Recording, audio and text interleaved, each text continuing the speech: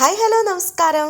അങ്ങനെ ക്രിസ്മസ് ട്രീയും പുൽക്കൂടും ഒക്കെ മേടിക്കാൻ വേണ്ടി പുറത്തോട്ട് പോകാൻ റെഡിയായി നിൽക്കുക കേട്ടോ. ക്യാപിറ്റൽ മാളിൽ പോയിട്ട് പർച്ചേസ് ചെയ്യാമെന്ന് കരുതിയിട്ടാണ് ഇന്നേ. അപ്പോൾ ഇതാ അവിടെ എത്തി. അപ്പോൾ വണ്ടി എന്തോ ലൈറ്റ് കാണിക്കാനൊക്കെ ഉണ്ടായിരുന്നു. രഞ്ജിത്ത് അങ്ങോട്ട് പോയി. ഞങ്ങളത് കഴിഞ്ഞ് ഉള്ളിലോട്ട് കയറാമെന്ന് വിചാരിച്ചു.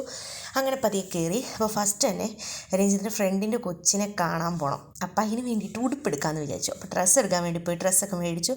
പുറത്തിറങ്ങുമ്പോൾ ഇങ്ങനെ ഫിഷ് ടാങ്ക് ഒക്കെ ഉണ്ട്. അപ്പോൾ അതൊക്കെ കണ്ടുകൊണ്ട് പിള്ളേരവിടെ നിന്നു. അത് കഴിഞ്ഞ് ട്രീയുടെ അവിടെ എത്തി. സത്യം പറയാമല്ലോ, എനിക്ക് കുറച്ച് സംതൃപ്തി വന്നില്ല. നമ്മുടെ നാട്ടിലെ അത്ര ഒരു കളക്ഷൻസ് ഒന്നും ഇല്ല കേട്ടോ. നമ്മുടെ നാട്ടിൽ എന്തൊക്കെ വെറൈറ്റി പുൽക്കൂടുകൾ അതും ഇതൊക്കെയാണ്. ജ്വല്ലും ജസ്ലിനാണേ പുൽക്കൂടും ട്രീയും ഒന്നും വേണ്ട, സാന്റാക്ലോസ് മാത്രം മതി. പിന്നെ എന്ത് ചെയ്യാനാ, അപ്പൂപ്പൻ പറഞ്ഞ് കിടന്ന് കരയുക. അപ്പോൾ പിന്നെ അപ്പൂപ്പനെ മേടിച്ചു. അപ്പൂപ്പനാണെങ്കിലും നാട്ടിലിപ്പോൾ എന്തൊക്കെ വെറൈറ്റികൾ അത്രയൊന്നും ഇവിടെ ഇല്ല. അപ്പം ഉള്ളത് ഒരു നല്ലത് നോക്കി നമ്മൾ മേടിച്ചെന്താണേലും. പിന്നെ റേറ്റാണ് ഭയങ്കര റേറ്റും. പക്ഷേ നമുക്കൊരു ഇഷ്ടം തോന്നുന്നില്ല അത്രയ്ക്ക് അങ്ങോട്ട്. എന്നാലും വേണ്ടില്ല, നമ്മളെല്ലാം എടുത്തു. എല്ലാവരും ഓരോ അപ്പൂപ്പനെ പിടിച്ച് കൈ പിടിച്ച് വെച്ചേക്കാണ്.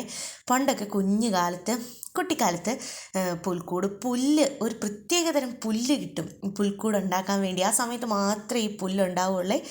അത് ഇങ്ങനെ പോയി പറിച്ചെടുത്ത് പുൽക്കൂട് ഈന്തപ്പന കൊണ്ടൊക്കെ ഈന്തിൻ്റെ ഓല വെച്ചൊക്കെ കെട്ടി, അതൊക്കെ ഒരു കാലം. പിന്നെ ഇതൊക്കെ കഴിഞ്ഞപ്പോഴത്തേക്ക് ഐസ്ക്രീം കഴിക്കാമെന്ന് കരുതി. എനിക്ക് ഈ തണുപ്പൊക്കെ ഉള്ളപ്പോൾ ഭയങ്കര ഇഷ്ടമാണ് കേട്ടോ ഐസ്ക്രീം കഴിക്കാൻ വേണ്ടിയിട്ട്. അപ്പോൾ ഒരു ഐസ്ക്രീം മേടിച്ചു. തണുപ്പും മഴയൊക്കെ ആണെങ്കിൽ എനിക്ക് ഐസ്ക്രീം കഴിക്കാൻ ഏറ്റവും ഇഷ്ടം. തണുപ്പുള്ളപ്പോൾ സാധാരണ എന്നെപ്പോലെ ഇങ്ങനെയുള്ളവരുണ്ട് കമൻറ്റ് ചെയ്യണം കേട്ടോ, തണുപ്പുള്ളപ്പോൾ ഐസ്ക്രീം കഴിക്കാൻ. അത് കഴിയുമ്പോൾ രഞ്ജിത്ത് ക്യാപ്പിച്ചിനോ കുടിച്ചത്. അപ്പോൾ രഞ്ജിത്ത് പറഞ്ഞു, നല്ല അടി, നീയും കൂടെ ഇറങ്ങി കുടിച്ചോളാൻ പറഞ്ഞു. അങ്ങനെ മേടിച്ചു തന്നപ്പോൾ പിന്നെ ഞാൻ അതും കൂടെ അങ്ങ് കുടിച്ചേച്ചു. നല്ലതായിരുന്നു കേട്ടോ. പിന്നെ ഇതാ എല്ലാ മാസവും നമുക്ക് മറക്കാതെ പോകേണ്ട ഒരു സ്ഥലമാണല്ലോ ഇവിടെ. അതുകൊണ്ട് അവിടെ പോയിട്ട് കുറച്ച് ഓൾവേസൊക്കെ സ്വന്തമാക്കി അടുത്ത മാസത്തേക്കുള്ള കരുതൽ.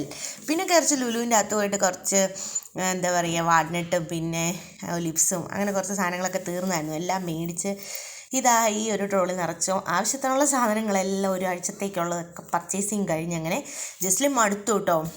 ഞാൻ സ്വെറ്റർ ഇട്ട് കൊടുക്കാൻ മറന്നു പോയി. ഇത്രയും തണുപ്പുണ്ടാവും ഞാൻ കരുതിയില്ല. നല്ല തണുപ്പായിരുന്നു. അവൾ അതിൻ്റെ ഒരു മൂഡോഫാണ്. അങ്ങനെ കയറിയപ്പം നല്ല പട്ടാപ്പകൽ, തിരിച്ചിറങ്ങിയപ്പം ഞെട്ടിക്കുട്ടി മാമ ഞങ്ങൾ. നല്ല ഇരുട്ട്, ഇത്രയും സമയമായിന്ന് അറിയില്ല. ഇതാട്ടോ ഇതിൻ്റെയൊക്കെ ഉള്ളിൽ കയറി കഴിഞ്ഞാൽ എന്താ പറ്റുകയെന്ന് വെച്ചാൽ നമ്മൾ സമയം പോകണമെന്ന് അറിയില്ല. പിന്നെ വീട്ടിൽ വന്ന് ഞാൻ പെട്ടെന്ന് തന്നെ ഞാൻ കുളിച്ച് വന്നപ്പോഴത്തേക്കും നെഞ്ചത്തെ സൂപ്പൊക്കെ റെഡിയാക്കി വെച്ചിട്ടുണ്ടായിരുന്നു കേട്ടോ. നല്ല ചൂടായിട്ടുള്ള ചിക്കൻ സൂപ്പ്. പിന്നെ അതുമൊക്കെ നല്ലപോലെ കുടിച്ചു.